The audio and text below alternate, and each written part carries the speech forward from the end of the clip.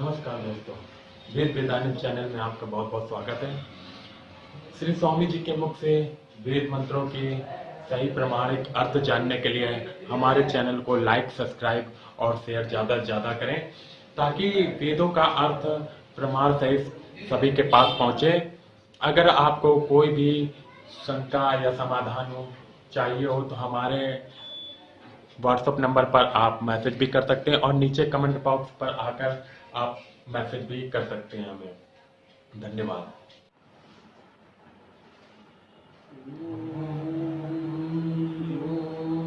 असौ आदित्ये पुरुषः सोऽसौ अहम् खं ब्रह्म।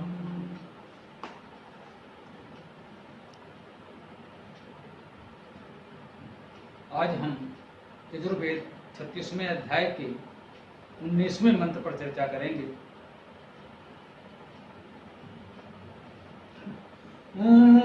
धृते द्रहिमा ज्योक्ते संद्रसि जीव्यासम ज्योक्ते संद्रसि जीव्यासम।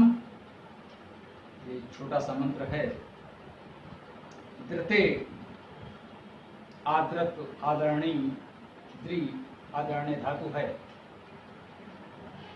द्रि धातु का अर्थ आदर करना। जैसा कि हम चर्चा करते हैं कि वैदिक भाषा में उपसर्ग का होना आवश्यक नहीं होता।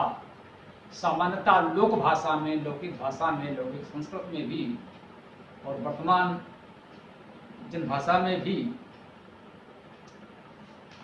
बहुत से शब्द हम उपसर्गों के साथ भी जानते हैं। हम आदृत जानते हैं, आदरणीय जानते हैं। द्रत से सामान्यतः लोग परिचित नहीं है। यदि इस द्रत में आ लगा दें तो आदृत शब्द हमें समझ में आ जाता है। ये हमारे लोक व्यवहार में प्रचलित है। वेद में धातु के अनुसार अर्थ हो जाता है। धातु के अर्थ को बल देने के लिए उपसर्ग होते हैं, ना भी हो तो भी अर्थ तो वही रहता है। तो वेद कहता है धृते, हे आदृत, हे आदरणीय परमेश्वर। हाँ, ये आदरणीय हमने परमेश्वर के लिए कहा। आप सब हमारे आदरणीय हैं। समाज में जो भी सत्पुरुष हैं, विद्वान हैं, सज्जन हैं, जनहित की बात सोचते हैं, वे सभी हमारे लिए आदरणीय हैं, क्योंकि सब ही उस परमेश्वर के ही स्वरूप हैं। जो हम सबको उस परमेश्वर का स्वरूप मानते हैं तो हम सबको आदरणीय ही मानते हैं। वेद समष्टि रूप में समग्रता से परमेश्वर को संबोधित करता है। परोक्ष रूप से समाज के उन सबको संबोधित करता है जो इन ईश्वरीय गुणों से पूर्ण होते हैं। जो ईश्वरीय हैं वे भी ईश्वर स्वरूप हैं, ईश्वर से जुड़े हैं, ईश्वर को मानते हैं, ईश्वर का अनुशासन मानते हैं, तो उनको भी संबोधित करते हैं। जैसा कि हमने पहले निवेदन किया था, वेद मंत्रों की त्रिविध अर्थ प्रक्रिया। आज उस विषय को संक्षेप में पुनः ले रहे हैं। उसका एक उद्देश्य है। सामान्यतः परंपरागत रूप से 3 प्रकार के अर्थ बताए गए थे।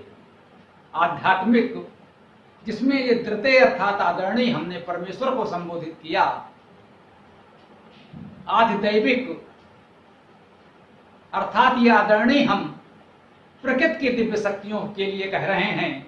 उनमें सूर्य है, ऊर्जा है, प्रकाश है, अग्नि है, वायु है, जो भी प्राकृतिक शक्तियां हैं जिनसे हमें जीवन मिलता है, जीवन यापन में उपयोगी हैं, अनिवार्य हैं, इन सभी प्राकृतिक शक्तियों को हमने देव माना है, उनमें देवत्व के दर्शन किए हैं।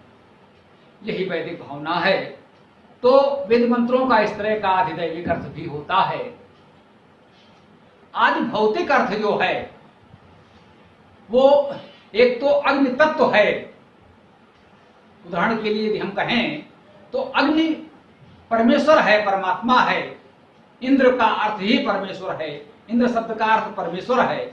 जब वेद में इंद्र आएगा, हमने कहा कृत्य आदरणीय, उसी तरह से हम कहते हैं हे इंद्र, किसी मंत्र में आएगा, स्वाभाविक रूप से आएगा। तो हमने कहा आदरणीय या हमने कहा इंद्र अर्थात परमेश्वर, तो वास्तव में परमेश्वर तो एक ही है, परंतु लोक व्यवहार में इस लोक का अनुशासन चलाने वाले जो प्राकृतिक नियम हैं, उनमें भी वो ईश्वरी सत्ता है। जो ये प्राकृतिक शक्तियां हमने कही उनमें भी है। तो आधिदैविक रूप में हम प्रकृति को देखते हैं, उनके दिव्य सत्ता को देखते हैं, और भौतिक रूप में उनके जो सूक्ष्म स्वरूप हैं, यूं कहें कि हमारे उपयोग में आने वाले रूप हैं। एक तो अग्नि सर्वव्यापी परमात्मा है, एक अग्नि तत्व ऊर्जा है जो संपूर्ण विश्व ब्रह्मांड में व्याप्त है, जिससे सृष्टि का संचालन हो रहा है, वो अग्नि तत्व है। संपूर्ण ऊर्जा उस अग्नि तत्व में समाहित है। वो अग्नि, इस संपूर्ण ऊर्जा चेतना, जितना भी बल है, जितनी भी गति है, उस सब का स्रोत है, उस सब का स्वरूप है वो अग्नि तत्व। ये परमेश्वर भी है, प्रकृति भी है, और जो अग्नि का स्वरूप हम उपयोग करते हैं भोजन तैयार करने में, दीपक के रूप में प्रकाश करने में, या अन्य विविध उपयोग में लाते हैं अपने जीवन में, ये अग्नि का बहुत सूक्ष्म स्वरूप होता है। इसे ऋषियों ने आदि भौतिक कहा है।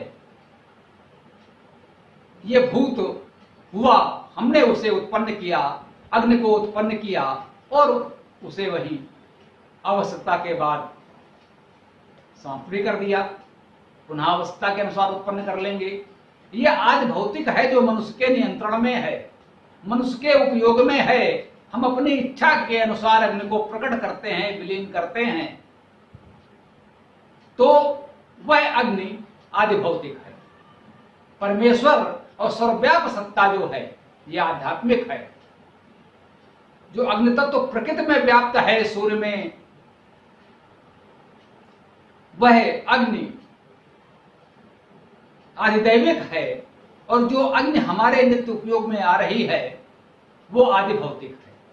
तो वेद में जब अग्नि कहता है तो अग्नि के इन सभी स्वरूपों का वर्णन करता है। इसे हम वेद मंत्रों की विविध प्रकार से, त्रिविध प्रकार से अर्थ प्रक्रिया कहते हैं, इन सभी रूपों में करते हैं। आज हमने इसकी चर्चा पुनः इसलिए की क्योंकि बाद में विचार हुआ तो लगा एक और अर्थ है, वेद मंत्रों का एक चौथा अर्थ। इसको परंपरागत रूप में त्रिविध प्रक्रिया कहा गया है, जिसे कहीं कहीं वेद त्रयी भी कहा जाता है। 3 प्रकार के वेद मंत्र हैं तो वेद त्रयी कहते हैं। वेद की संहिताएं, पुस्तकें, वेद के 4 भाग हैं तो चतुर्वेद भी कहते हैं। उसी प्रकार से सामान्यतः जो वेद भाष, वेद अर्थ हमारे सामने हैं, उनमें एक चौथा अर्थ भी है, वो है आधिलौकिक अर्थ। ये लौकिक अर्थ क्या है? लौकिक अर्थ वो है जिससे लोक व्यवहार चलता है, मानव समाज चलता है। इसे हम आधुनिक भाषा में चाहें तो सामाजिक अर्थ कह सकते हैं, व्यवहारिक अर्थ कह सकते हैं। एक इंद्र परमेश्वर है, एक इंद्र वो ईश्वरी सत्ता है जिससे सृष्टि का संचालन हो रहा है।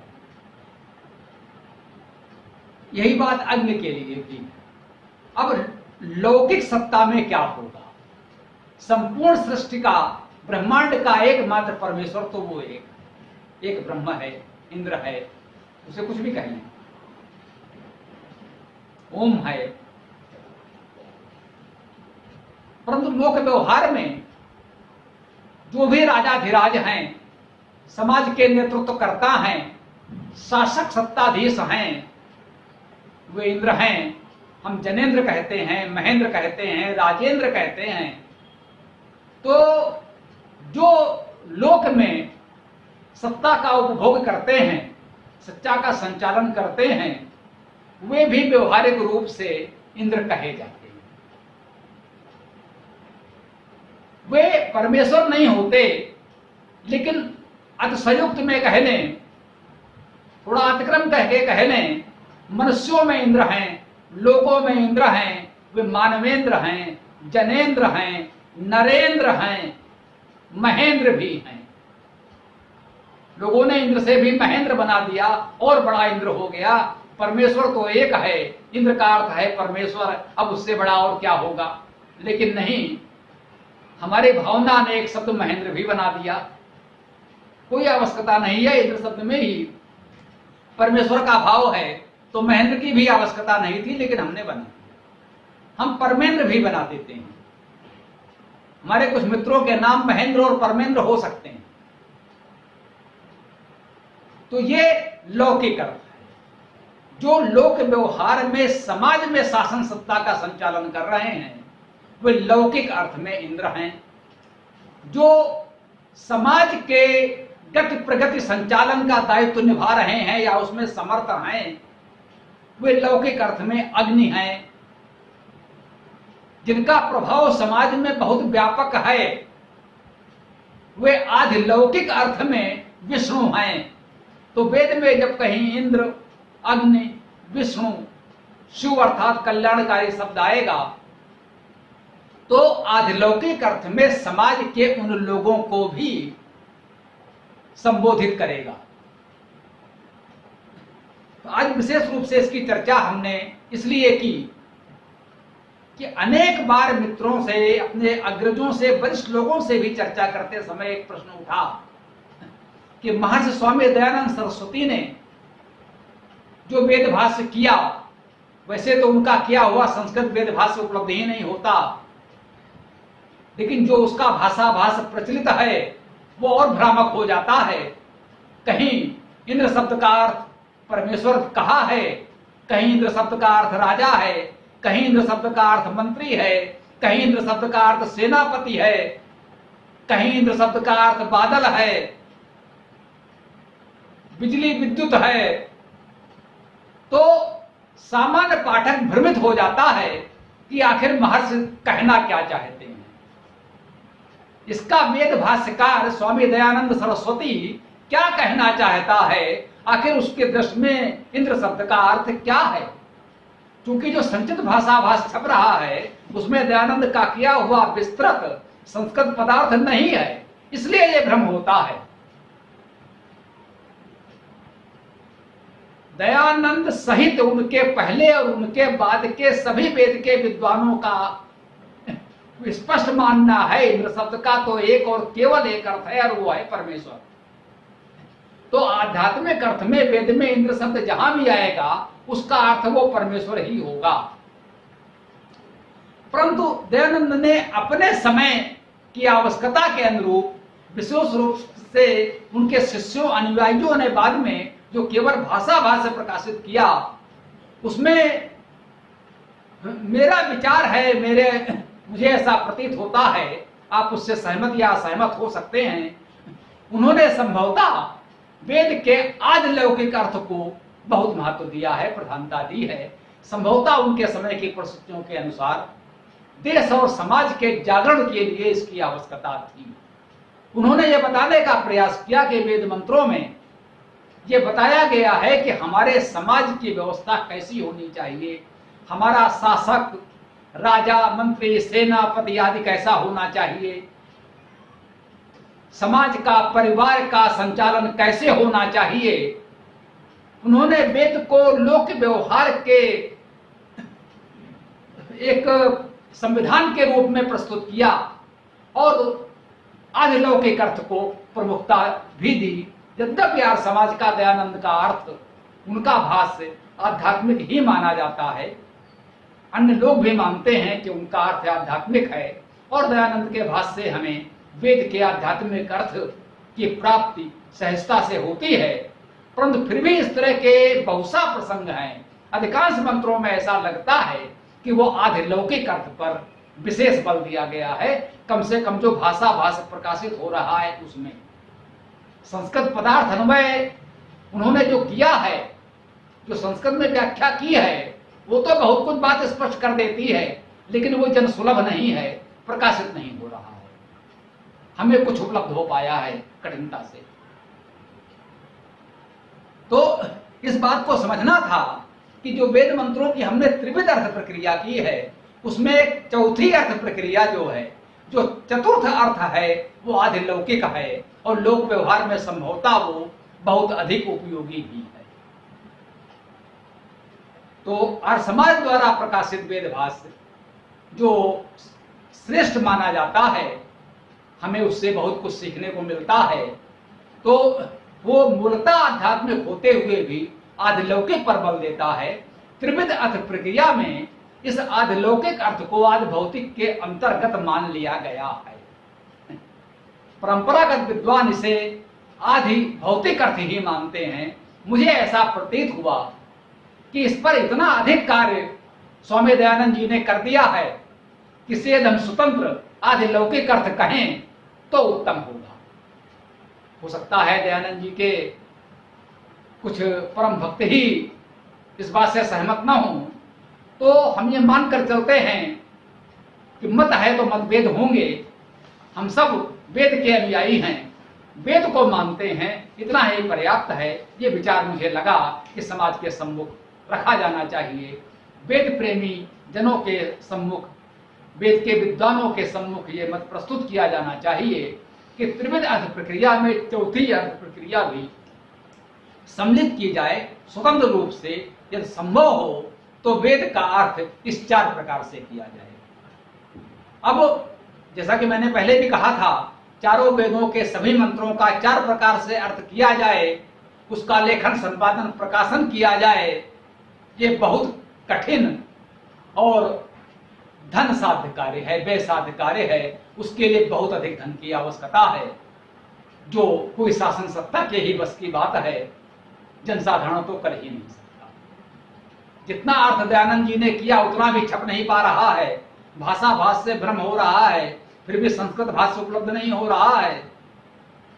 हाँ, स्पष्ट कर दें कि संस्कृत भाष्य का अनुवाद नहीं है वो, जो उन्होंने संस्कृत में भाष्य किया है उसका भाषा भाष्य अनुवाद हो जाता तो अलग बात थी। केवल विस्तार भय से केवल उस संक्षिप्त भाषा भाष्य कर दिया गया है, उसका विस्तार नहीं दिया गया है। संस्कृत में जो उन्होंने विस्तृत भाष्य किया है वो नहीं दिया जा रहा है। तो ये लौकिक अर्थ प्रक्रिया को हमने द्रते आदरणी के अर्थ में लिया कि द्रते आदरणी तो वो परमात्मा है, दिव्य शक्तियां हैं, प्रकृति है, और आप सब हैं जो समाज के लिए कुछ अच्छा करने का प्रयास कर रहे हैं। वे सब देवजन हैं, वे सब हमारे लिए आदरणीय हैं। उन सब आदरणीय जनों को, आप सब आदरणीय जनों को मैं प्रणाम करता हूं। आगे हम इस मंत्र की चर्चा करते हैं। अगला शब्द है दृढ़, अर्थात दृढ़ करो। हे आदरणीय दृढ़ करो, हे परमात्मन, हे परमेश्वर हमको दृढ़ करो। हे समाज के आदरणीय लोगों, हमको दृढ़ करो। हम वेद कार्य कर रहे हैं, वेद की सेवा कर रहे हैं, हम निर्बल हैं, निर्धन हैं, साधनहीन हैं। इस कार्य को कैसे कर सकेंगे? ये कार्य बंद न हो, इस कार्य को रोकना न पड़े।